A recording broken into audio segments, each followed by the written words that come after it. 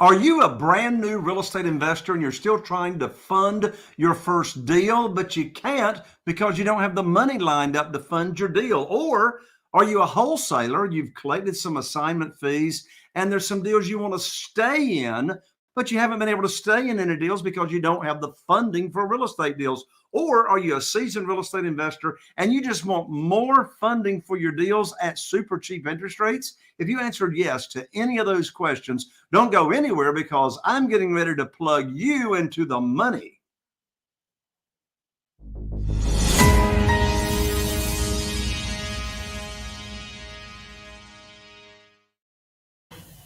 Well, hello and welcome to another episode of the Real Estate Investing Podcast, also known as the Private Money Academy Podcast. I'm Jay Conner, your host, also known as the Private Money Authority.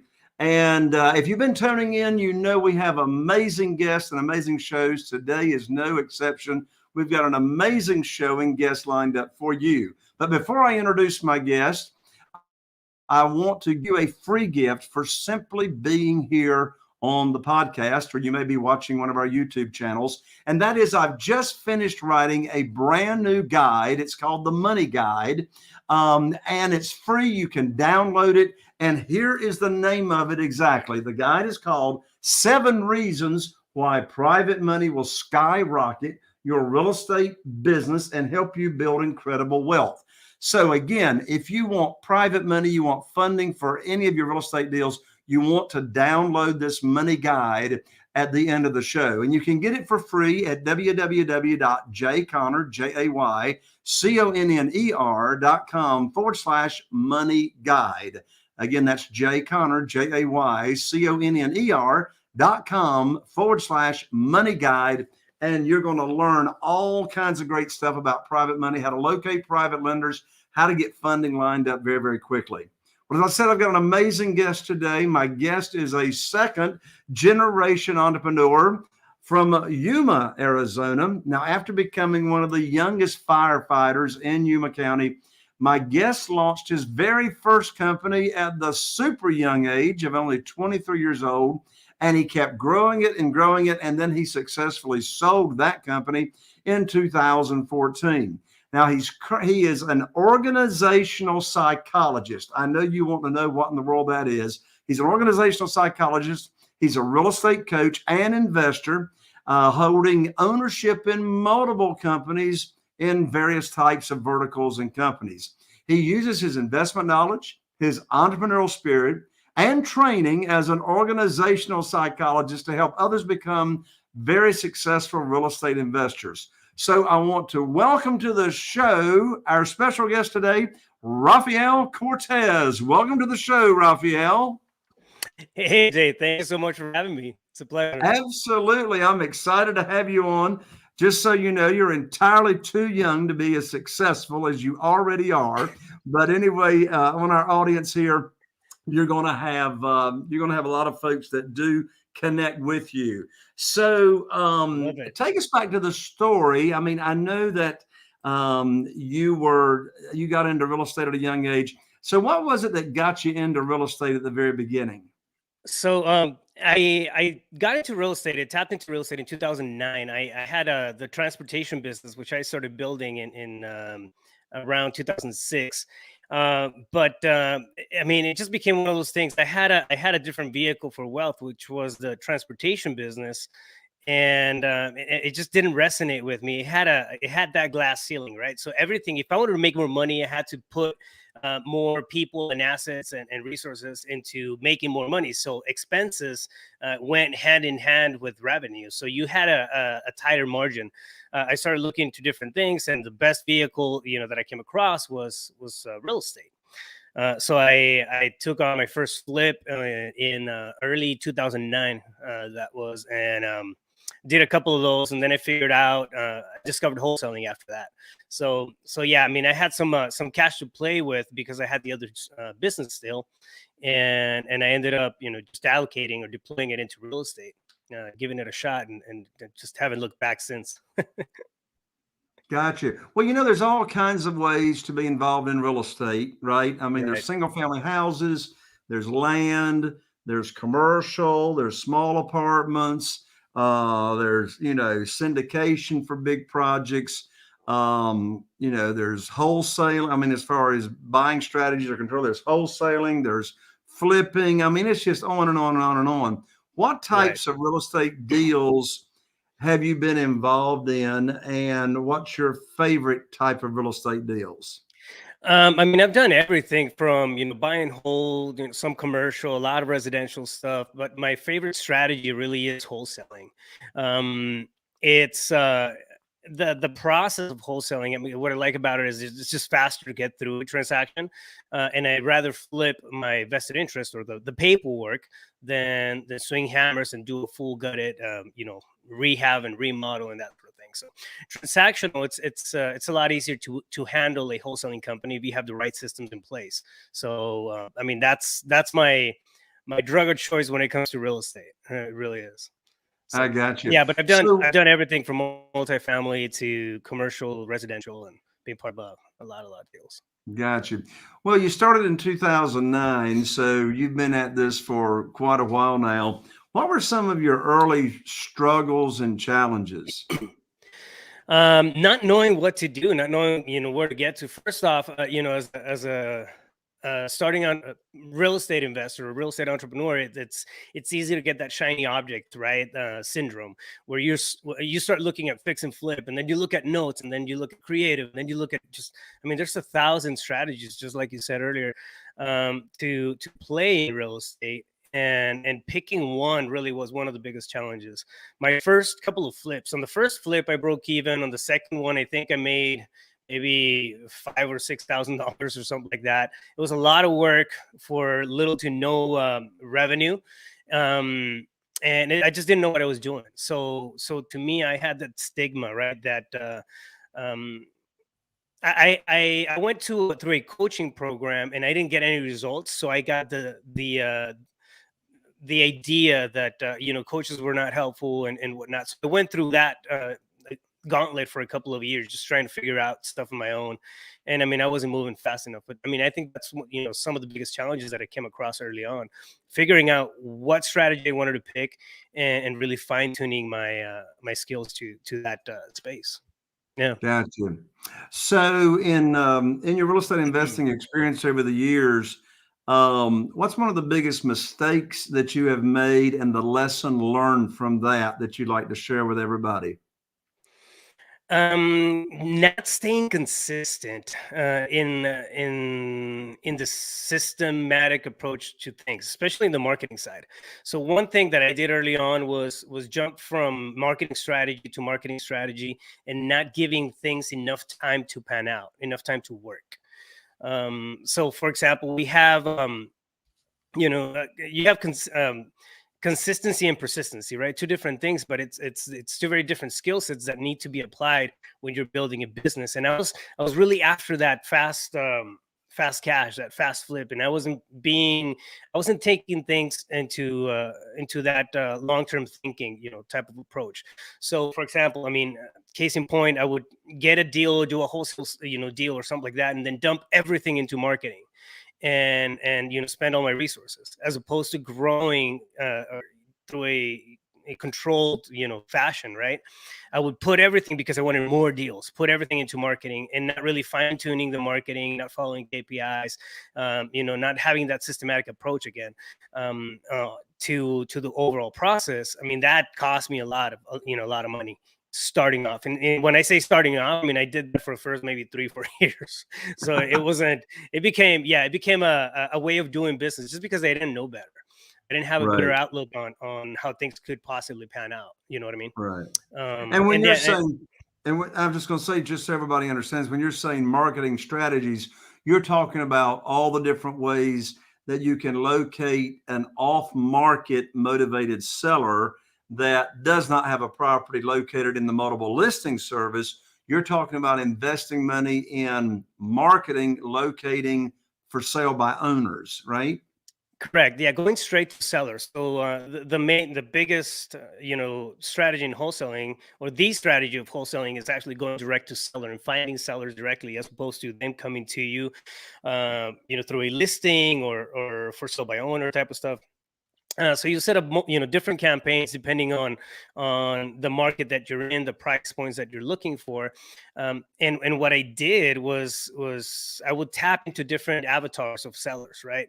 And I would put a lot of money into areas where I wasn't even doing, the research and figuring out if there was going to be something, or if it was going to be sustainable to start off with, for enough time. And it's just, it wasn't effective. I was not doing effective marketing. I was spending a lot of money not being effective at the All beginning right. of the whole process. Yeah.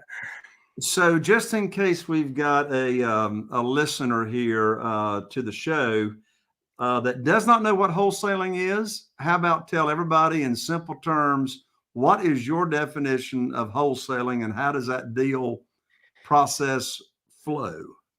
So it's wholesaling is a process of finding discounted properties through motivated sellers. So we market direct to seller. We'll send out SMS campaigns, text messaging campaigns, or cold call. There's multiple different avenues of marketing which are very effective. Now I know that. But you market direct to sellers, and you're finding a problem. There's a lot of people that can't put their properties up for sale on the MLS because they need a lot of work. They don't have a timeline to wait around for a sale to process. And what we do is we go direct to sellers and find out who wants to sell, right? So the next step is getting that property under contract. Now we have vested interest in that property. So we negotiate the deal. We have to get it at a discount. You can't pay retail for wholesale, right? Just like the name implies, you're buying at a wholesale price. So you're buying at a substantial discount. And then what happens now, you have a contract and you have vested interest in the property. You don't own the property, but you have vested interest through that contract. And what you're selling, you're assigning, or double closing or different strategies, but you're essentially what you're getting paid for is your vested interest. So you sell that contract. For a quick example, if you have a property that's worth $100,000 after it's repaired and fixed and ready to be lived in, you buy the property for $65,000, right? Needs maybe 5,000 repairs, and you sell that contract for say $80,000. So now the end buyer, or somebody who's going to come in, is going to buy it from you for $80,000, and you make the difference of that cash. You're going to make the difference, from the price that you got it from the seller, and then the price that that investor who's going to come in and fix it and rehab it and put those $5,000 into it is going to pay for it. Meaning that you make that spread of 10,000 or 5,000 or whatever that number is, and you sell your vested interest in that deal. I mean, that's essentially what happens. There's a lot of pieces that go into it, right? But it's the life of the deal is it's usually 3 weeks long on average for us. So it takes skill set, right, to get into the deal, negotiate, and all that stuff. And that's really where the value as a wholesaler comes in. It's finding that problem that the seller has, being able to provide a solution for them in the way that you structure the deal, and then selling that vested interest quick so they can come in, pay cash, and then solve the seller's problem. You monetize, as you're going through a process right in the middle of it. So, yeah, Well, that's essentially how it works. thank you for that clarification, Rafael. So as you mentioned, there's all kinds of ways to persistently and consistently find discounted properties from motivated sellers. You mentioned texting, there's outbound calling, there's direct mail campaigns, there's, pre-notice of default. There's all kinds of ways, right? And there's all kinds of lists. There's all kinds of ways to communicate with these potential sellers. Right. And there's all kinds of different kinds of lists as to the type of motivated sellers. Are they behind on payments? Are they an absentee owner? Are they a tired landlord? Did somebody just go through a divorce? And on and on and on and on and on and on. The list is long. Let's start with, first of all, communicating and reaching out to these potentially motivated sellers. Let's start with the list, because you got to have your list first before you even start trying to communicate with them. So of all the different types of lists, what are your favorite types of potentially motivated sellers? We like to one list that we find very effective, and I have like this is one of the first lists that we tackle. When I'm going through coaching and coaching students, it's a 60-day lates list. That's one of them. So you have your vacant list, your absentee owners list. Those are pretty vanilla lists, right? Everybody knows that they got to hit those lists, and they're not wrong. Everybody sells at any point in time, right? We just got to be there at the right time. But one list that we get a lot of results from is a 60-day lates. These are people who are 60-day lates, or I'm sorry, they're 60 days or more past due on their mortgage. So they're not, they haven't been served pre-foreclosure. So they're within that period between that 60 to 90 days if it's a foreclosure state. They haven't been served. Not everybody knows about their delinquency. You have to actually go in there and then find out about the 60-day lates. And you can get this type of list from your title company. They can run a 60-day late search for you. You go to the title agency or your closing officer. Usually talk to their marketing representative, and they'll be able to hook you up with this type of list, right? What we like doing is, and we have a couple of providers in the market. We go to them directly. We tell them, listen, put me on the mailer. Anytime this list becomes available or there's a change on it, we get a notification. And it goes straight into my lead manager. So we're tapped into that list, right? And it's a list that we're consistently hitting. And then, of course, you have your absentee owner list and high equity. Those are going to be your high volume lists. So in order to to have a business be sustainable in any area, you got to have a good amount of volume of people to reach out to. And that's where that list comes in. Yeah. The way that we market to them, it's something's wrong with my throat. It's maybe you need a drink of water. Yeah, give me a second. I don't know what happened. But Sure, the way that we I'll market drink a drink of water with you. The way that we market to those properties is we have our main marketing process or strategy is it's cold calling. That hasn't changed since we started cold calling day one, right? Yeah, there's compliance stuff and DNC regulations and all that stuff. If you comply with all that stuff, it's relatively one of the best ways to reach out to people. It's cost effective. You get to talk to a lot of people, dig through a lot of records and information, which is what we need.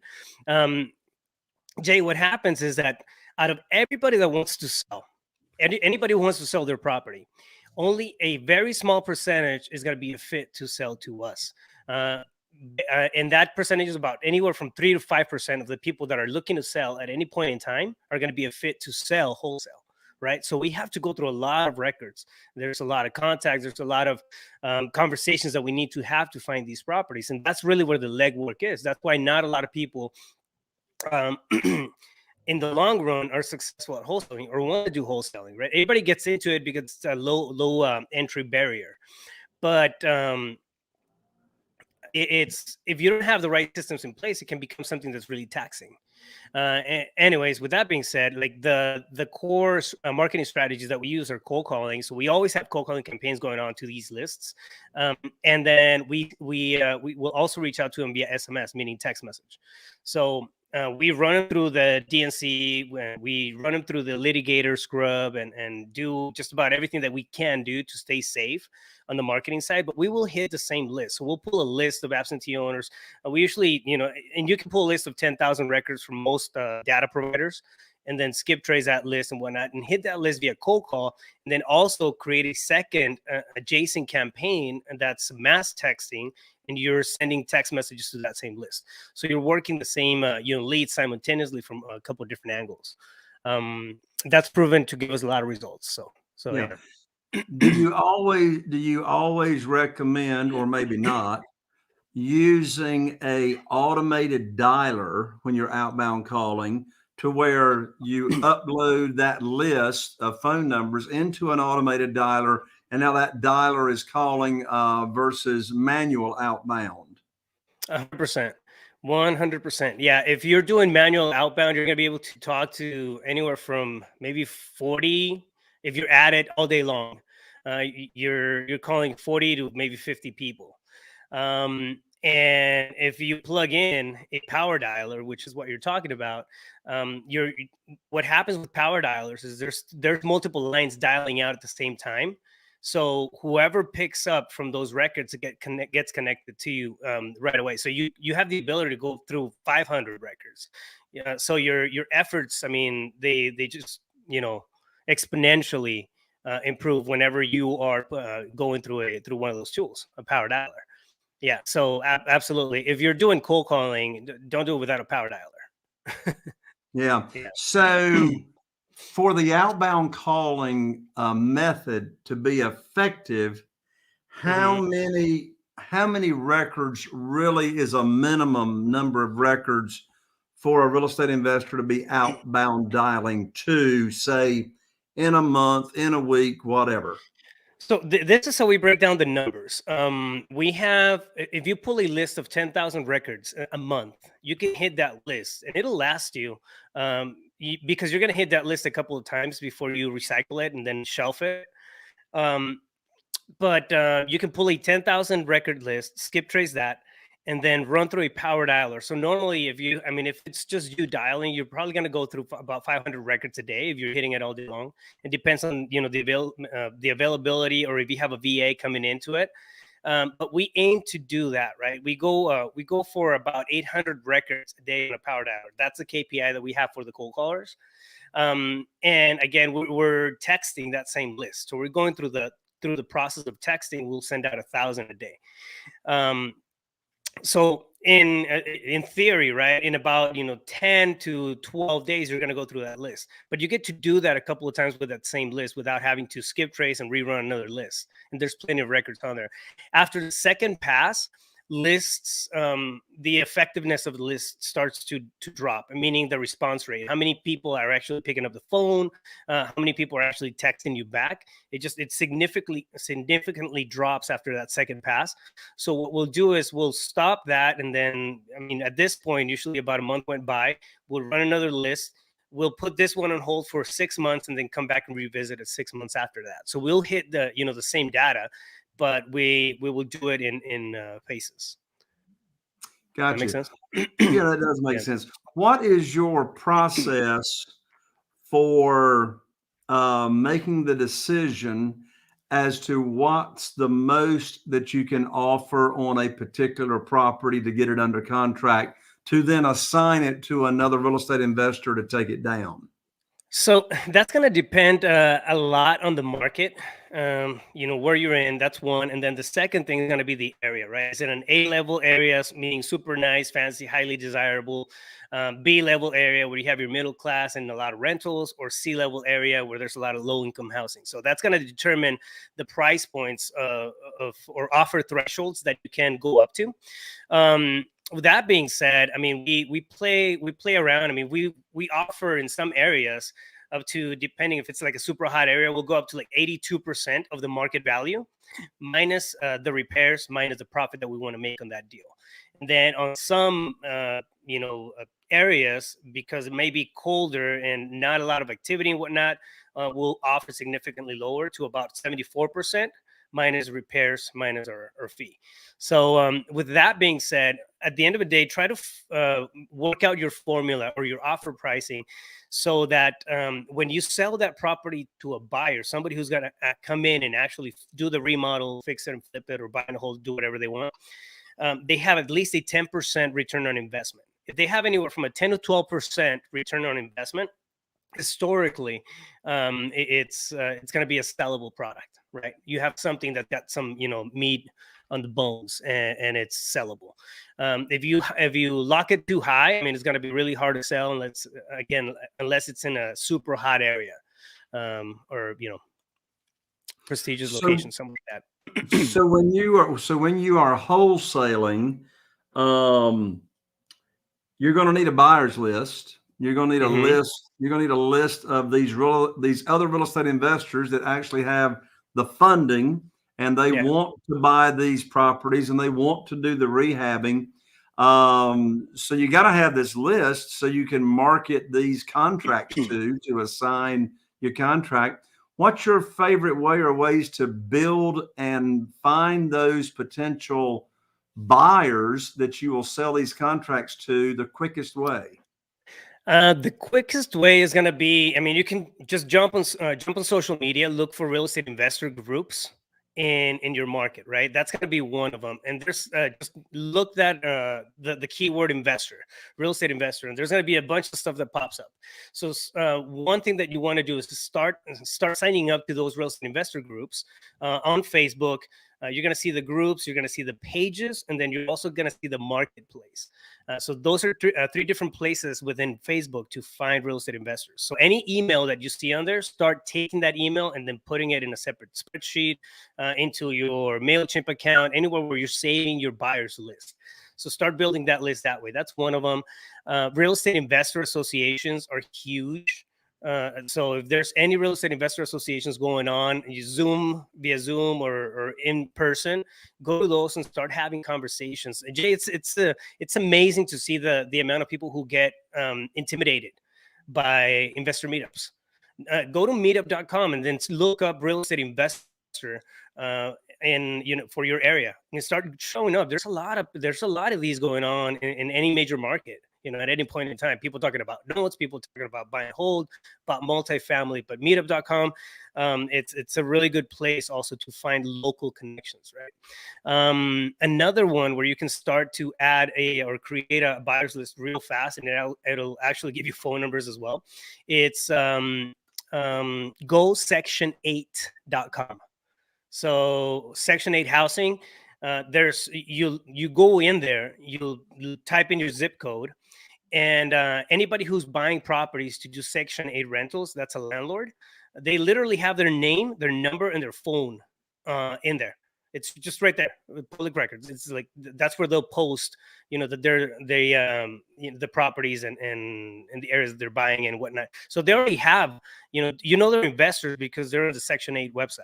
Right, you go in there and they have rentals available, and some of these properties have property management. A lot of them are just direct to landlord. So you're going to look for the landlord ones.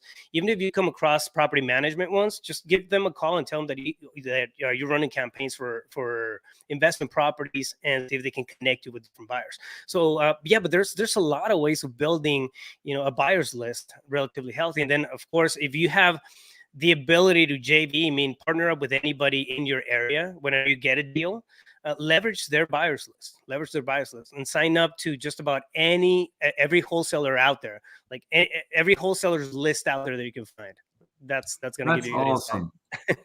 Rafael, you have given in a very short amount of time just a huge amount of information, fantastic, amazing information. And I believe that you have got I think you've got a free gift or something that you'd like to give the listeners, right? Yeah. So I'm a systems oriented guy, and I really believe in having the freedom is in the systems, right? So if you're building anything, if you're doing anything, especially wholesaling in this case, there's got to be a systematic approach to it. So I built a blueprint, and this is exactly what I use to run my business. And it's a PDF download. So people can go to reiwholesaling.com and download the blueprint. So it's a breakdown of the 6 stages of your wholesaling business, what you're looking for in terms of KPIs and metrics, like what to watch out for, and then the requirements of each one of the stages. So it's reiwholesaling.com, and it's a full breakdown of the business model that you need to have in place for a wholesaling operation. Awesome. That sounds like a very valuable tool there. So folks, if you're just listening and not watching, you can go to www.reiwholesaling, wholesaling.com, reiwholesaling.com, and you can download absolutely free this resource that Rafael has written for you, how to systemize your wholesaling business. Rafael, thank you so much. Parting comments and final thoughts before we call it a wrap. My pleasure. It's just analysis paralysis kills all dreams. If you feel like you need to do something else, or you have that inner that fire that's calling out to you every single morning, do something about it, right? Give this a try, because and if it's not wholesaling, maybe something else, but there's always that higher calling To me, honestly, it was the best vehicle that I could find was real estate. But wake up as an entrepreneur every morning. As an entrepreneur, we have the ability to create. We have the ability to shape dreams and be a better vehicle for somebody else's life. And I think that becomes a responsibility as you go more into it. So if that's calling out to you, don't ignore it. Don't suppress it, because it will die off. Take advantage of it, and then just tackle every day like it's the last one. That's awesome, Rafael. Thank you so much for joining me. My pleasure, Jay. Thank you so much for having me, man. It's been a blast. All right. There you have it, folks. Another episode of the Private Money Academy podcast. I'm Jay Connor, your host, the Private Money Authority, wishing you all the best. Here's to taking your real estate investing business to the next level. And we really appreciate your feedback, those 5-star reviews. So be sure and subscribe, like, rate, review. If you're watching on YouTube, be sure and tap that bell so that you don't miss out on any of the other upcoming amazing podcasts. Thank you so much for tuning in. We'll see you right here on the next Private Money Academy podcast.